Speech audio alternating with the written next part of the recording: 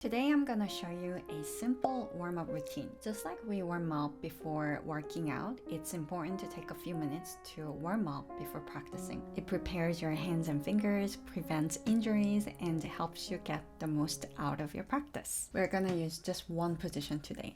So place your second, third, and fourth fingers on the black keys and your thumb on E and your pinky on C. This is often called the Chopin position.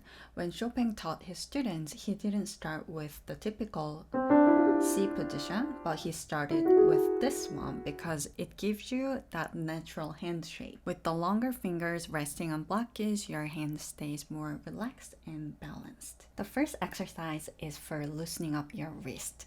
I've talked in other videos about how important it is to keep your wrist relaxed, and this will be a great way to warm them up. So we're gonna play all 5 notes one by one, up and down.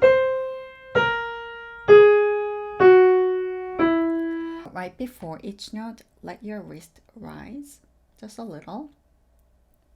Then as you play, you circle your wrist in a counterclockwise motion.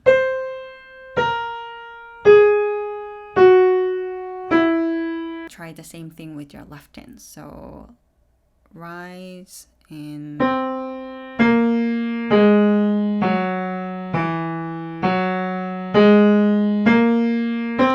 so for your left hand, your wrist will move in a clockwise direction.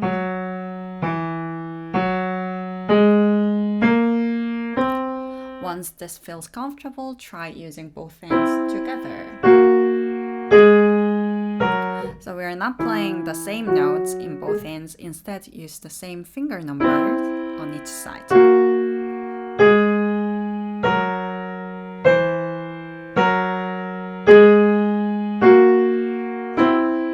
In the first exercise, we focused on the up and down or circular motion. This time, we're going to work on rotating side to side, as if you're turning a doorknob. So we'll start with the thumb, and we go 1, 2, 1, 2, and then 1, 3, 1, 3. So we are doing each pattern twice. 1, 4, 1, 4, 1, 5, 1, 5.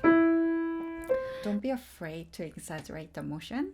Really let your wrist turn. Then from the second finger, so we go 2, 3, 2, 3, and then 2, 4, 2, 4, 2, 5, 2, 5. Then from the third finger, 3, 4, 3, 4, and then 3, 5, 3, 5. And finally on 4. 4, 5, 4, 5. And maybe try hands together.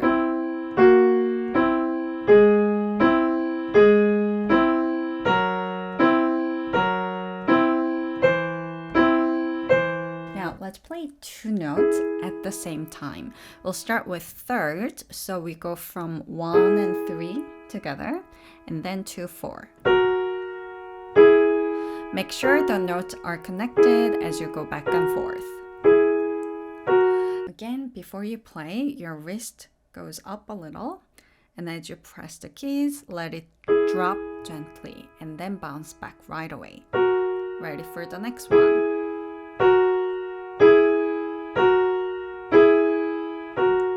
After that, we're gonna try going between 2 and 4 and 3 and 5.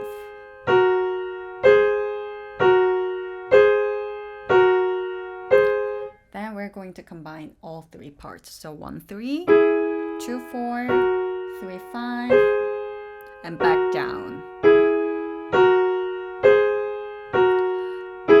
Make sure the fingers that are not playing stay relaxed. If they are relaxed, they will naturally curve down, not stick up. So as you play, check in with the shape of your hand. All fingers should face down. Now let's try fourth. So we start with 1 and 4, then 2 and 5. Going back and forth. Repeat the same with your left hand. So rise and drop, bounce back.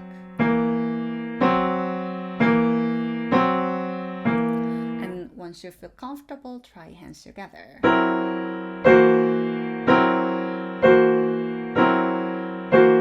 We've warmed up our wrists. Now let's try to focus on relaxing the palm, especially this muscle right here between your first finger and second finger. This area tends to get tense very easily when we play the piano, so it's helpful to take a moment to release that tension. We'll be using the same notes, but this time we're only going to use 1 and 2 to play all 5 notes going up and down. So 1, 2, 1, 2, 1, 2, 1, 2, 1. As you play your second finger, your thumb should already be on the next note.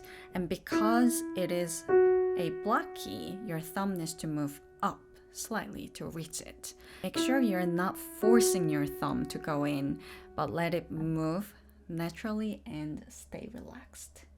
Here, the thumb is on a white key, so it goes down. And when going down, your second finger crosses over the thumb. Once you're comfortable, try the same thing with 1 and 3.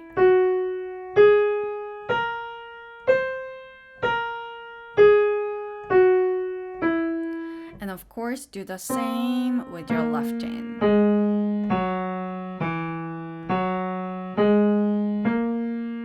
1, 3.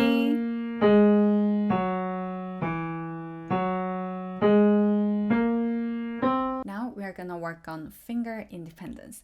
We're still using the same position. So we're going to play the first note and we're going to keep it down the whole time as we play 2, 3, 4, 5, 4, 3, 2.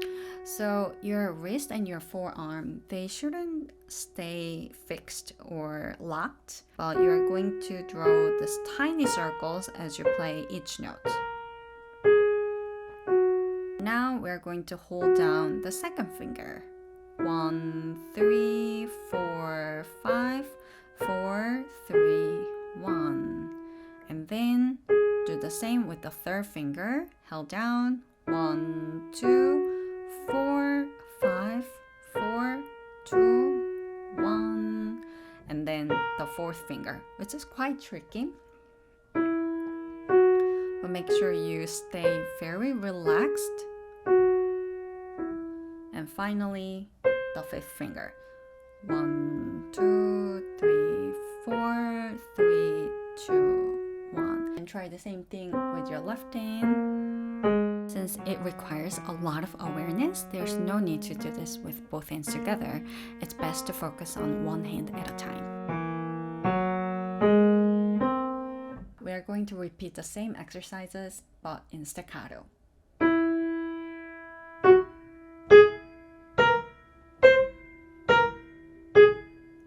So for staccato, start with your wrist slightly lower, and as you play each note, let the wrist bounce upward quickly.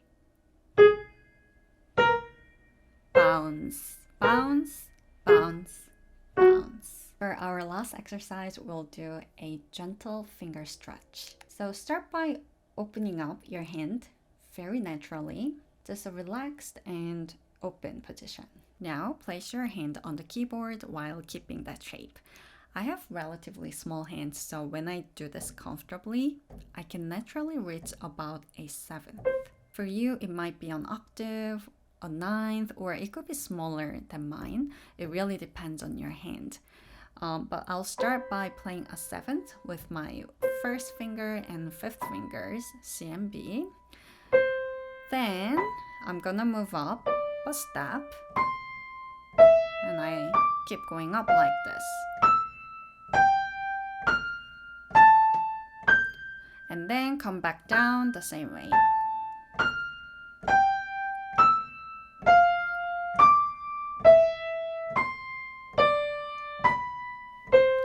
Remember that doorknob motion we practiced earlier. So we are using the same motion, but this time it's a bigger movement. Of course, there are so many great warm-up routines out there, Well, I think it can sometimes be very overwhelming because there's so many. If that describes you, I hope you give these exercises a try before your practice. I'll see you in the next one. Thanks for watching.